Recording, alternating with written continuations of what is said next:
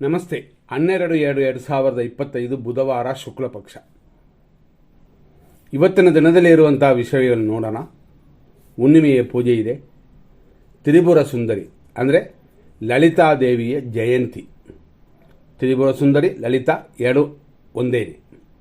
ವಿಷ್ಣುಪತಿ ಇದೆಲ್ಲ ಇವತ್ತಿದೆ. ಶುಕ್ರ ಮತ್ತು ರಾಹು ನಾವು ನೋಡಿದಂಗೆ ಇನ್ನು ಯುದ್ಧದಲ್ಲಿ ಕೂತಿದೆ, ಸರಿಯಾಗಿಲ್ಲ. ವೃಷಭ ರಾಶಿಯಲ್ಲಿ ಗುರು ಇದೆ.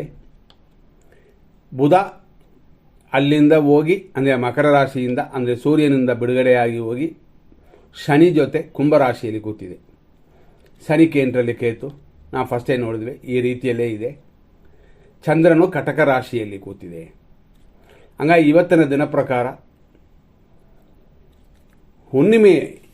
ಹುಣ್ಣಿಮೆ ಇರೋದು 7:23:02 ಅಂದರೆ ಸಂಜೆ. ಅದು ಆದ ನಂತರ ಪ್ರಥಮ ಸ್ಟಾರ್ಟ್ ಆಗುತ್ತದೆ.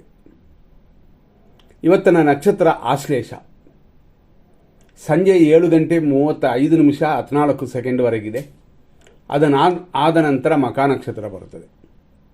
ಹಂಗಾಗಿ ಇವತ್ತಿನ ದಿನದಲ್ಲಿ ಕಾರ್ಯಸಿದ್ಧಿಯು ಮಹಾರಿಷ್ಟವು ಉಂಟು. ಆದರೂ ಹುಣ್ಣಿಮೆ ಇರೋದರಿಂದ ಸತ್ಯನಾರಾಯಣ ಪೂಜೆ ಮಾಡ್ಬೋದು. ಶುಭ ಕಾರ್ಯಗಳಿಗೆ ಅಷ್ಟೊಂದು ಒಳ್ಳೆಯ ದಿನವಲ್ಲ. ಹಂಗಾಗಿ ಇನ್ನೊಂದು ದಿನ ನೋಡ್ಕೊಳ್ಳೋಣ. ಇವತ್ತು ಬೇರೆ ಬೇರೆ ವಿಷಯಗಳನ್ನ ನೋಡೋಣ. ಸೂರ್ಯೋದಯ 6:43, ಸೂರ್ಯ ಅಸ್ತಮಾನ ಸಂಜೆ 6:25. ಇವತ್ತು ಧನುಸು ರಾಶಿಯವರಿಗೆ ಬೆಳಗ್ಗೆಯಿಂದ ಸಂಜೆ 7:35 ದೋಷವಿದೆ, ಚಂದ್ರಾಷ್ಟಮ ದೋಷ. ಆಮೇಲೆ 7:35 ಮೇಲೆ ಮಕರ ರಾಶಿಯವರಿಗೆ ದೋಷವಿದೆ. ಹಂಗಾಗಿ ಎರಡು ರಾಶಿಗೆ ಇವತ್ತು ಹೆಂಗಿದೆ ಅಂತ ನೋಡಿದ್ವಿ.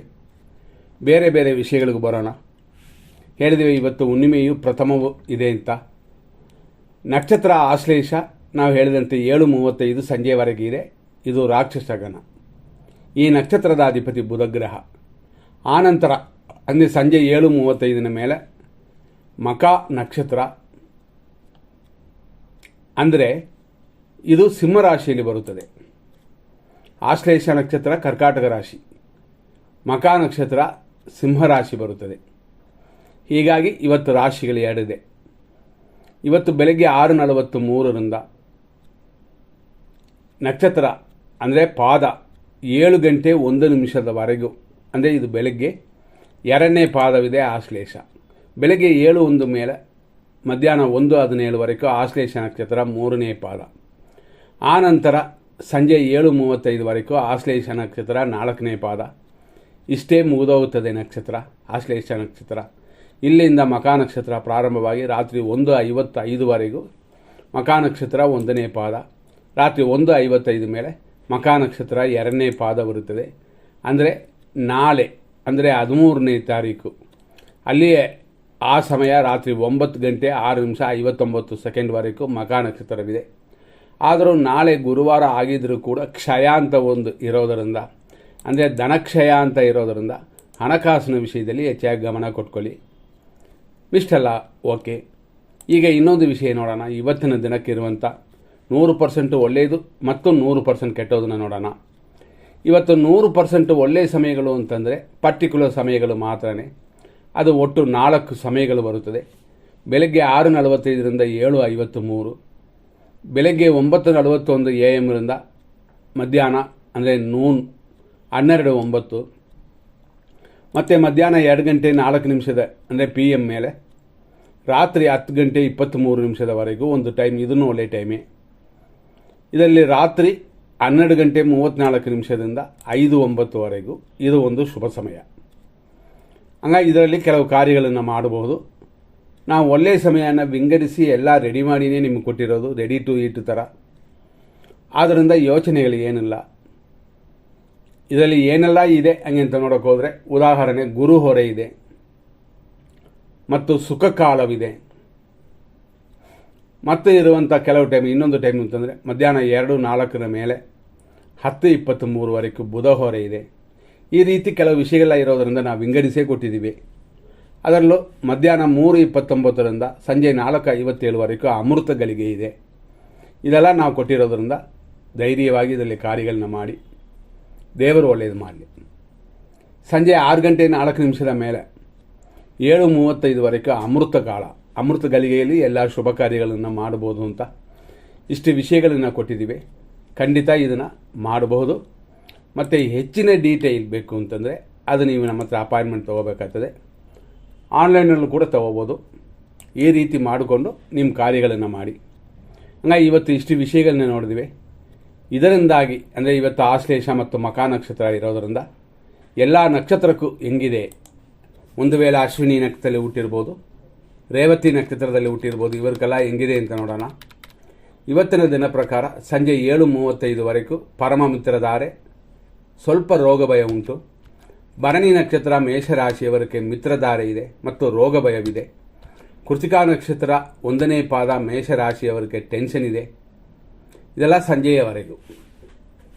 ಆದ್ದರಿಂದ ನೋಡಿಕೊಂಡು ನಿಮ್ಮ ಕಾರ್ಯಗಳನ್ನು ಮಾಡಬಹುದು. ಕೃತಿಕಾ ನಕ್ಷತ್ರ 2, 3, 4ನೇ ಪಾದಗಳು ವೃಷಭ ರಾಶಿಯಲ್ಲಿ ಹುಟ್ಟಿದವರಿಗೆ ಟೆನ್ಷನ್. ಆದರೂ ಲಾಭ ಎಂದಿನಂತೆ ಬರುವಂಥದಕ್ಕೂ ತೊಂದರೆ ಇಲ್ಲ. ಸಂಜೆಯ ಮೇಲೆ ಶುಭವಾಗಿದೆ. ರೋಹಿಣಿ ನಕ್ಷತ್ರ ವೃಷಭ ರಾಶಿ, ಖಂಡಿತವಾಗಿ ಅನುಕೂಲವೂ ಲಾಭವೂ ಇದೆ ಸಂಜೆಯವರೆಗೂ.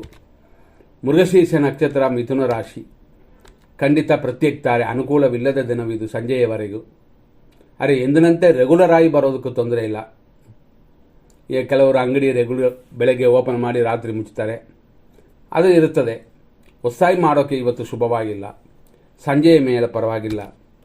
ಮೃಗಶೀರ್ಷ ನಕ್ಷತ್ರ ಮಿಥುನ ರಾಶಿ, ಖಂಡಿತವಾಗಿ ಪ್ರತ್ಯೇಕ್ತಾರೆ, ಅಂದರೆ ಅನುಕೂಲವಿಲ್ಲದ ದಿನವಿದು ಸಂಜೆಯವರೆಗೂ ಶುಭವಾಗಿಲ್ಲ. ಎಚ್ಚರ. ಆರುದ್ರ ನಕ್ಷತ್ರ ಮಿಥುನ ರಾಶಿ, ಆರೋಗ್ಯ ಉಂಟು, ಆದರೆ ಧನಹಾನಿ ಇದೆ. ಸ್ವಲ್ಪ ಹಣಕಾಸಿನ ವಿಷಯದಲ್ಲಿ ಆ ಕಡೆ ಸ್ವಲ್ಪ ನೋಡ್ಕೊಳ್ಳಿ. ಇದೆಲ್ಲ ಇವತ್ತು. ಪುನರ್ವಸು ನಕ್ಷತ್ರ ಮಿಥುನ ರಾಶಿ, ಏಟು ಗಾಯಗಳು ವೇಸ್ಟ್ ಖರ್ಚುಗಳೆಲ್ಲ ಆಗುವಂಥ ದಿನವಿದು. ಮನಸ್ಸಿಗೆ ಸಂಕಟಗಳು ಬರುತ್ತದೆ, ಅದನ್ನು ದೂರ ಮಾಡಿ. ಸಂಜೆ 7:35 ಮೇಲೆ ಪರವಾಗಿಲ್ಲ. ಪುನರ್ವಸು ನಕ್ಷತ್ರ ಕರ್ಕಾಟಕ ರಾಶಿ 4ನೇ ಪಾದ, ಸಂಜೆ 7:35 ಮೇಲೇ ಶುಭವಾಗಿರೋದು. ಪುಷ್ಯ ನಕ್ಷತ್ರ ಕರ್ಕಾಟಕ ರಾಶಿ, ಸಂಪತ್ತು, ಶರೀರ, ಆರೋಗ್ಯವೆಲ್ಲ ಇವತ್ತು ಸಂಜೆಯವರೆಗೂ ಅನುಕೂಲಕರವಾಗಿದೆ. ಆಶ್ಲೇಷ ನಕ್ಷತ್ರ ಕರ್ಕಾಟಕ ರಾಶಿ, ಖಂಡಿತವಾಗಿಯೂ ಅಷ್ಟೊಂದು ಹೇಳಿಕೊಳ್ಳುವಂತೆ ಇಲ್ಲ, ಆದರೂ ಹೆಚ್ಚಾಗಿ ತೊಂದರೆಗಳು ಅಂತ ಬರಲಿಲ್ಲ. ಆದ್ದರಿಂದ ನಡೀತದೆ, ನಡೆಸ್ಕೊಂಡು ಹೋಗಿ. ಮಖಾ ನಕ್ಷತ್ರ ಸಿಂಹರಾಶಿ, ಖಂಡಿತವಾಗಿ ಮಿತ್ರರಿಂದಲೂ ಹಿರಿಯರಿಂದಲೂ ಸಪೋರ್ಟು ಉಂಟು, ಸರಿಯಾದ ರೀತಿಯಲ್ಲಿ ಉಪಯೋಗಿಸ್ಕೊಳ್ಳಿ. ಇದೆಲ್ಲ ಮಖಾ ನಕ್ಷತ್ರಕ್ಕೆ. ಅದೇ ಆಶ್ಲೇಷ ನಕ್ಷತ್ರಕ್ಕೆ ತಗೊಂಡ್ರೆ ನಾನು ಫಸ್ಟೇ ಹೇಳಿದೆ, ಜನ್ಮತಾರೆ, ಶರೀರ ಸುಖ, ಸಂಪತ್ತು, ಧನಹಾನಿ ಎಲ್ಲ ಮಿಕ್ಸ್ ಆಗಿದೆ. ಮಖಾ ನಕ್ಷತ್ರಕ್ಕೆ ಮಾತ್ರ ನಾವು ಹೇಳಿದಂಥದ್ದು ಏನು ಅಂತಂದರೆ ಪರಮ ಮೈತ್ರಿದ್ದಾರೆ, ಸ್ವಲ್ಪ ವ್ಯಯ, ಇಷ್ಟೇ, ಬೇರೆ ಏನು ತೊಂದರೆಗಳಿಲ್ಲ. ಪುಬ್ಬ ನಕ್ಷತ್ರ ಸಿಂಹರಾಶಿ, ಮಿತ್ರಧಾರೆ, ಪರಮ ಮೈತ್ರಿದ್ದಾರೆ, ಹಂಗಾಗಿ ಎಲ್ಲ ಶುಭಕರವಾಗಿದೆ ಈ ದಿನ. ಉತ್ತರ ನಕ್ಷತ್ರ ಸಿಂಹರಾಶಿ, ಖಂಡಿತ 7:35 ಮೇಲೇ ಶುಭವಾಗಿರೋದು.